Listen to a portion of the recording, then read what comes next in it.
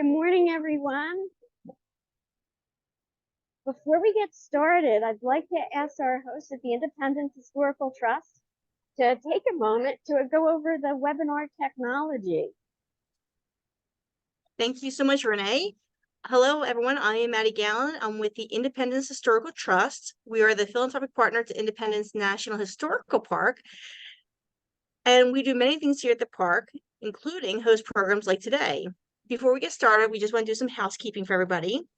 If you have any questions, feel free to add them to the Q&A at the bottom of your screen. We will answer your questions at the end of the program. We are recording today's program, and it will be available on the Trust YouTube channel, and we'll also send a link to all participants after the program. Thank you again for joining us today, and I'd like to turn it back over to Renee to start the program. Well, welcome. My name is Ranger Renee, and I'm here today with Ranger Mike. Hi, everybody. We work at Independence Hall in Philadelphia. Independence Hall is one of the most historic buildings in the entire country, and we are so excited to show it to you today. So what I'd like to do is to turn this camera so you can actually see it. All right, I hope you're looking at Independence Hall. You're probably going to see some of our tourists coming by as well. All right, you see the building? Whoa, look at that bell tower. Independence Hall, some people would call it the birthplace of the United States. It's where the Declaration of Independence and the Constitution were both debated and signed. You know, this building, it's almost 300 years old. The construction started the same year that George Washington was born. So now, imagine Ben Franklin, a 26-year-old printer, watching this construction. For those of you who like money, you might know that this building is on the back of the $100 bill. Pretty cool, isn't it? I think we should get up a little bit closer so that everyone can get a better look at Independence Hall. Oh, let's definitely go see it. Let's go a little bit closer.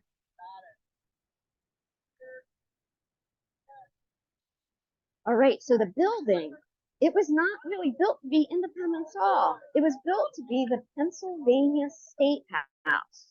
So it was the Capitol building for the colony of Pennsylvania. But I have to say, that's not what makes this building famous. I'm here with my colleague, Mike, and Mike is a historian as well as a park ranger. He knows all about history. Mike, in your opinion, what would you say makes this building most famous? What does it make Independence Hall famous? That is where the Declaration of Independence and the United States Constitution were both debated and signed, right here, right in this building. Wait a minute. So I know lots of folks get them mixed up. It's really easy to get confused between what's the Declaration and what's the Constitution. Exactly. Could you take a moment and just explain like what they are and how they're different? Yeah, that's not a problem. We get a lot of people who are confused by both of them. When it comes to the Declaration of Independence, that's the one that we announced that we were separating from Great Britain. We no longer wanted to be ruled by a king. Now, when it comes to the Constitution is what sets up the government we know today. That's what got us the presidency, the Supreme Court, and the Congress, all those people down in Washington, D.C. today. Oh, okay. So if I'm understanding this correctly, the Declaration of Independence, that's the one that ends a government, our connection with Great Britain. But the Constitution creates a new framework of government. Yep. With a presidency, a Supreme Court, and a Congress. Yep. But it seems to me that the Declaration of Independence gets all the glory. I mean, we call this building Independence Hall, not Constitution Hall. Exactly. Right? Yeah. But we're here today to talk about the Constitutional Convention. That's what we're going to be focusing on. And, you know, that was a meeting that took place here in the summer of 1787. Men came from all these different states here to talk about changing a framework of government. And instead of just changing it, they created something entirely new, our Constitution. So I have to say, I wonder, why here? Why Philadelphia? I mean, why not Virginia or Massachusetts? So I think the answer, though, it's right around us. Let me turn the camera so you all can see. So we are in a really big city. Philadelphia was the same way in 1787. This was the largest city in the United States at that time. There were places to eat and places to stay, places to meet. But that doesn't mean it was easy getting here. Travel was really rough. The men came by horse, some came by carriage, some came by boat. But when they were coming here, it was like they were coming from all of these separate countries, even though they were states, right? But when they were coming here, they weren't necessarily thinking of themselves as Americans. They might say, I'm a Virginian, or I'm a New Yorker, or I'm a New Jerseyan. So it was a pretty bustling place here on Independence Square in the 1780s. So, we actually have some evidence of that. hold I can on. show you if you want. If you want to show us, let me turn Oh, the yeah. camera. Let me show you that. Wait, let me Oh. turn it back the other way. I had it Oh. right the first time. Is that Okay. crazy? Not a problem. Okay. Oh gosh, I Now- hope everyone can see Now, that. can you see all this stuff here? What do you think this stuff is right now that I'm holding in my hands? Let Ranger Renee show you a good close look. All right. Now, if you thought it was money, you would be correct. Believe it or not, back in the day, the states had their own type of money because these men came from all sorts of different places. Now, these men visiting this place, they had all sorts of different reasons for coming. Some of them only wanted to effect small changes, just change a little this, change a little that. Others, they wanted to blow up the whole system and start everything over brand new. So they all had different money in their pocket. Every state had different money. That's amazing. Mhm. What a fascinating story. I think we I ought to think so go too. inside Oh, and see where it all happened. do you Should want to we go inside? explore? I do. All right, let's go All right, inside. let's go inside Independence Hall. Here we go. Follow All right. me. We're going to probably see some folks along the way. All right. Hold on. We're moving towards Independence Hall. Hello, folks. You want to say hi to our students? We've got some visitors and some of our staff who work here. All right, here we go. Going up the steps. Ooh. Well, it is a big city. You hear probably sirens in the background. We've entered into the South Stair Hall. And the first thing I need to do is to get rid of this hat. Hey, Mike, would you mind putting my hat away? Sure, I'll take your hat for you. Okay, you know what, guys? Even the closets here are fascinating to look at. Let's take a quick look in the closet. Oh my gosh, can you guys see? Look at that stone wall. The old rooms here. Well, the woodwork that you see in the South Stair Hall, much of this is original woodwork from the time period. Let's move up a little bit closer to the center of the stair hall. And now I want to swing around and show you that big window that goes up to the second floor. Whoa. All right. What we have in the front part is a courtroom. We're going to walk past that now. There's Ranger Mike. Courtroom. Hey, there's Ranger Mike. We have another Ranger Mike. We have students today. I think our students today are from New Jersey and Pennsylvania. All right. So here we have a courtroom.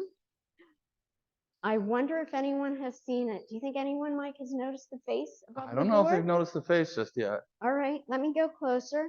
So above a couple of the doors, we have these faces, and you know, they're not any one in particular. They're just a common design from the time period. There's one over the doorway to this room as well. Let's see if everyone can see it. Okay. Well, this room, this is the assembly room, and this is where the Declaration and the Constitution were both debated and signed. Oh yeah, right here. Should we head in? Oh, let's go inside. No, wait, are you saying that we should go beyond the rope? Like beyond the railing? Beyond the railing? Don't go? Well, maybe we'll let it go just this one time. So we're going to go beyond the railing. We're going to go right into the room. But we're going to go right where visitors don't get to go. All right. Let's go. We're following you, Ranger Mike. Let's go inside.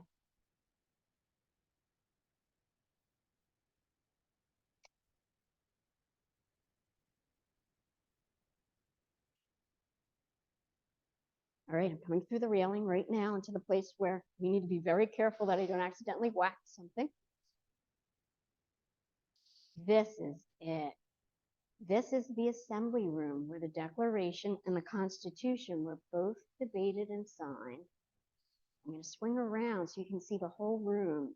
You might see candlesticks, maybe some ink stands, some quill pens. You see that chair up front? That is the chair that George Washington sat in when he was the president of the Constitutional Convention. It's the very one. There's green tablecloths covering the tables.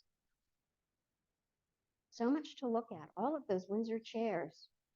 So, Mike, I'm wondering, is this room set up accurate? I mean, is this what it really looked like when the men were here in the summer of 1787? That's a real good question. We get asked that quite a bit.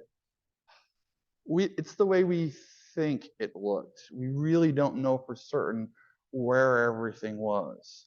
What I can tell you is this room is much, much cleaner than it would have been back then. Had you walked through those same doors we did in 1787, you would have had trouble seeing the ceiling. It would have been billowing with tobacco smoke, because these men back then smoked a lot of tobacco in pipes, just like the one I'm holding in my hands. Oh, I see one on a table over here. Let's get a good look at it. Now you see that pipe on. Oh goodness, See the tip? Yeah, I the gotta tip. find it in the view. Oh, I'm sorry. It takes a minute. I see it now. Yeah. Okay. And those tablecloths that are nice and pretty would have been stained with ink and grime. If you pan down to the floor, you would have seen nice clean floors, but they would have been covered with filth and grime, and it would have smelled horrible in here. These men, they didn't shower all the time like we do today. But as you can see, we've cleaned it up quite a bit for you. So you know, that reminds me that it's sort of like how we've cleaned up our vision of what happened here as well. I think a lot of people have this idea that when the men came here, they all got along, they chit-chatted as they made a government, that they had a wonderful time, they signed a paper, and then they went home. But let me tell you, this was a messy process. There was distrust, intrigue, disagreements, and especially arguments. So keep that in mind. And you think about, what if you and your classmates had the difficult job of coming up with a new set of rules for your school? I'm willing to bet that some of you would want to keep some of the old rules. But others, oh, you might want to get rid of those, get rid of them all. And then some students might say, hey, why don't we Google how to make a school rule, right? Well, you know, it was just that way here. But of course, the men didn't have the opportunity to use Google or the internet. So instead, they turned to books of law and history. I'm going to turn the camera so we can get a good look at some of those books. Some of my favorite are right over here on this table, where we can see a bunch of different books. So they were learning about the Roman Republic, the Roman Empire. They were reading about laws, about constitutions. So while they were here, there was just so much for them to be working on. But there was one guy, well, he didn't really need to read a whole bunch about that because he knew it all already. James Madison. He might have been here at this table, maybe Virginia's table. James Madison already had an idea in his head for what the government could be. And he took excellent notes. Are you an excellent note taker? I'm sure some folks are. Well, we're glad he was, because we used James Madison's notes to understand the different arguments they had here. Oh, look, there's some more books here. So much to look at. So, Mike, could you tell us about some of the arguments that they had here? The things that I read about in James Madison's notes. Well, just as you students might not have always agreed on maybe your new ways to run a new school, these men didn't always agree as well. In fact, Rhode Island, one of the states, refused to come at all. They refused to even send a delegation. You had arguments over states' rights, you had arguments over representation, you even had arguments over the institution of slavery. You had New York. Most of them left early. They refused to come back. And there are actually 3 men here who stayed to the end of the convention, to that last day. When offered a chance to sign, they refused. They deplored the fact that it was too strong of a government in their minds, and it did not have a Bill of Rights. Wow. So talking about signing or not signing, should we go see the table up front where they actually sign? Let's go. All right, we're not too far away. Let's get a look at it first where you can see it fully in the frame. All right, so this is where the men would have been walking forward to sign. Is that right, Mike? Yep, they would have stepped right up here. Okay, and it would have been September 17th. Wait, that was yesterday. So we're just at the anniversary of it. Oh, yeah. So it was September 17th in 1787, and the men walked forward here. The silver inkstand, you see the shiny thing, right? That silver inkstand is a copy. We have the real one, but it's in a different building. So this is a copy, but it's an exact copy of the one they would have used. And it's got a bunch of different parts. In the center, you see the feathers. Those are quill pens. So that's a quill holder in the center. I have some other quills right over here. And I want to show you a good look at them because you might be able to see how the tips are cut. Maybe if I move it down a little bit, you get a better look at that cut tip that actually holds the ink. Now, next to the quill holder, there's an ink pot. And the ink pot is where you would dip it in to get some ink. And then there's this other piece right on the other side. It's really cool to look at. It has a bunch of little holes on the top. Kind of reminds me of like my salt shaker at home, right? That's for sand. They used a kind of ground up sand, and they would shake that out onto the paper after they wrote because it would absorb the extra ink. So the men on September the 17th, they would have walked forward, but first that day, before they signed, they heard a reading of the Constitution. It had been written the day before in the most beautiful handwriting. Oh, Mike has a copy. Here, let's take a look at that handwriting. Whoa, doesn't look anything like my handwriting. Mine either. Yeah, look at that. So then they did some business that day after they heard the Constitution read out. And then later that day, 38 men signed the Constitution. Whoa, whoa, whoa, whoa, whoa. Wait a minute. 38 men signed the Constitution. How is that possible? There are 39 signatures on the bottom. Well, Mike, how is that possible? We know there were 39 men, right? You're saying wait, I'm confused. Can you explain it? Well, see, there was a problem. There was a man here who had been here named John Dickinson who would be unable to attend on that final day. So he needed to have a friend do him a favor. Have you ever had a friend do you a favor before? Well, his friend George Reed agreed. First, he would sign his name, and then he would sign John Dickinson's name because Dickinson wanted his name on the bottom of the Constitution. So you're saying there were 39 signatures, but only 38 signers because one man signed 2 names. Definitely. Yep. Wow, that is fascinating. But you know what else is fascinating? That chair up front. Got quite the story. Do you think we should go take a good look at that chair? Yeah, let's do that. I mean, a real good look at that chair? Let's take a real good look. Okay, I'm going to make the monopod that I'm using a little bit smaller so that I don't accidentally hurt anything here. All right. Wow, this is as close as we're ever allowed to get. Unbelievable. This is the actual chair that George Washington sat in. So he had his bottom right there on that upholstered seat. You can see the carving on the back. But wait, what is this I'm looking at? You know what? I want to make this monopod even a little bit smaller so I can get right up close without doing any damage. Okay. Do you see? Carved into the top of this chair is a sun, but it has eyes and a nose, so it's a face. And coming out of the top of the sun is a pole and a cap. That's the Liberty pole and the Liberty cap, ancient Roman symbols of liberty. So that sun, well, it caught Ben Franklin's eye. He's 81 years old, the oldest guy here in the room.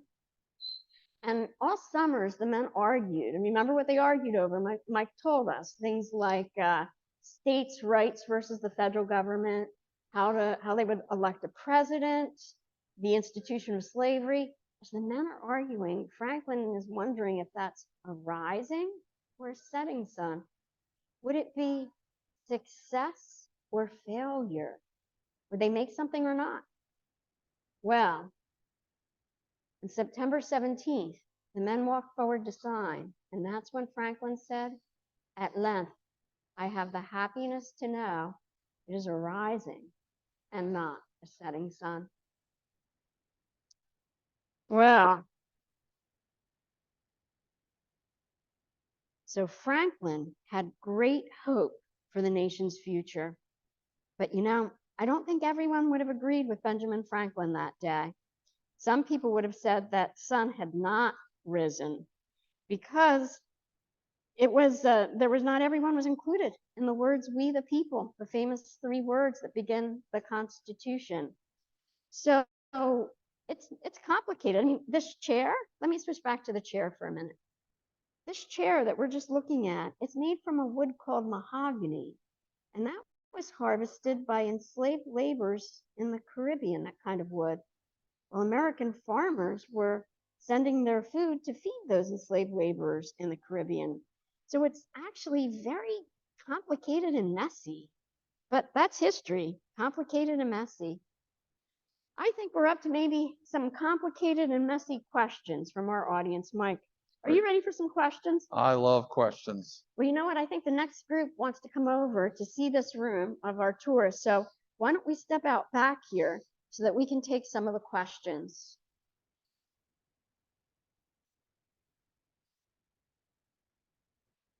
Get the door.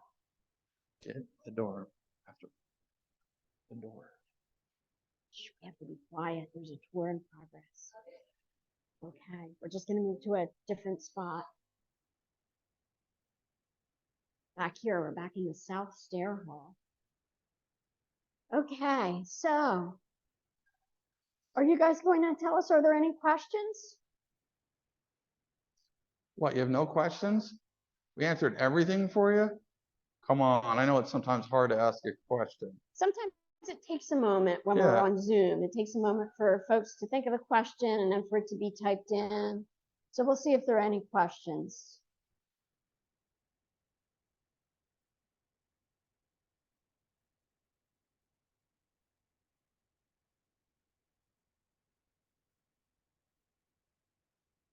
I know sometimes we get questions about who the youngest delegate would have been, and it was in New Jersey. And did you know that, Mike? It was in New Jersey, and who?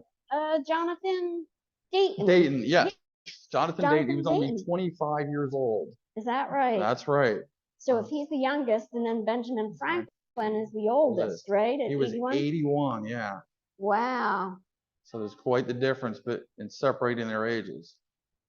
Ben Franklin was older than Jonathan Dayton when he watched this building start to be built. That's pretty amazing. Yep. Oh, I'm hearing we have some questions. Woo-hoo. Okay.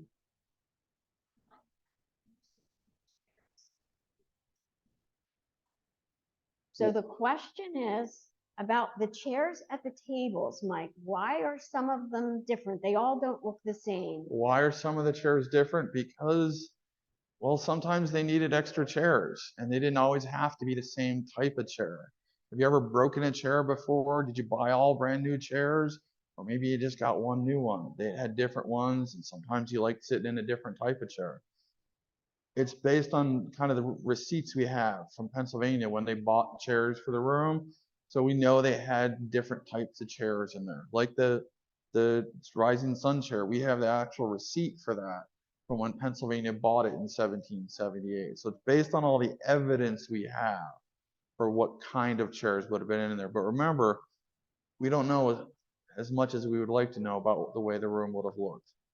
So that also makes me think too about Thanksgiving dinner at my house. Oh yeah. You know, so sometimes you don't know how many people are going to be there, and sometimes you don't have enough chairs. They didn't all show up every day, right? There Nope. were different numbers of men in the room each day. Yep. Remember. So maybe some days they needed to grab chairs. Exactly. Yeah. You know, New York left, so they didn't need their chairs. Mhm. New Hampshire showed up late. Are there any other questions?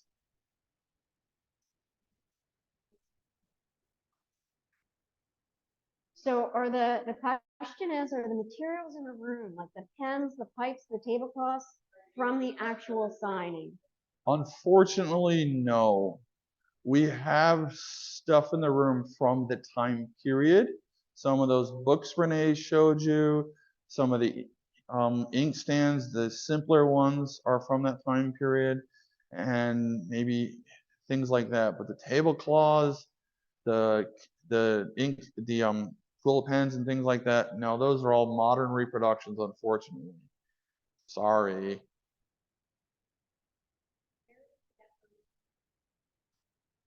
The question is, where is the Declaration of Independence being held today? Where is the Declaration of Independence being held today? Well, it is actually in Washington, D.C., in a building called the National Archives. You can, if you ever visit it with your family, go see it, and see it right on your own. It's not in the best shape, but everybody who visits can go see the Declaration of Independence.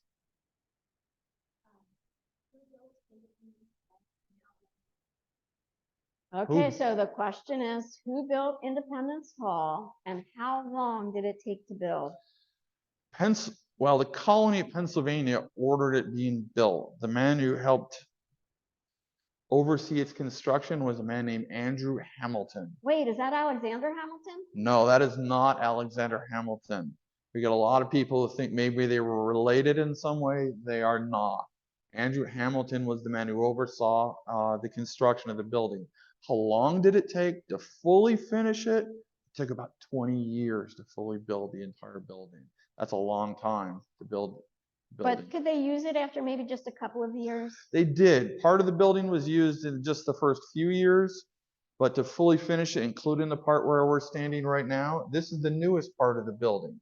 This was built in the late 1740s or early 1750s. Ooh, so this is the newest part. Yeah. It's still from the 40s and 1740s and 50s. Yep. Okay. Wow, cool. Do we have any others?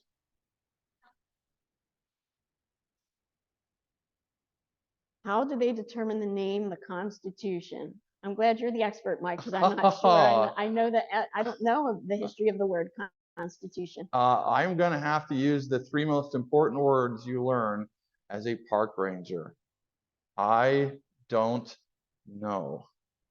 I could make something up for you. It might be a good story, but I have to admit, as much of an expert as I am, I don't know everything. There's only so much that fits up top here. Well, so you know what we can do? We can research the history of the word Constitution, and then we can send it out to all of the teachers on today's program. That sounds like a wonderful idea. That's what we'll do. Any others? Not right now. Well, that is wonderful. So I would like to thank everyone for joining us here today. Oh, goodness, let me turn the camera so you can see us today. Hi. There we go. We hope that you had a great time with us today. We had a great time exploring Independence Hall and learning about the Constitutional Convention. So please keep on reading about it, talking about it, and most important, when you go home today, share something, one thing that you saw, one thing that you learned with somebody at home. You can tell them all about it. So now it's your job to move the story forward.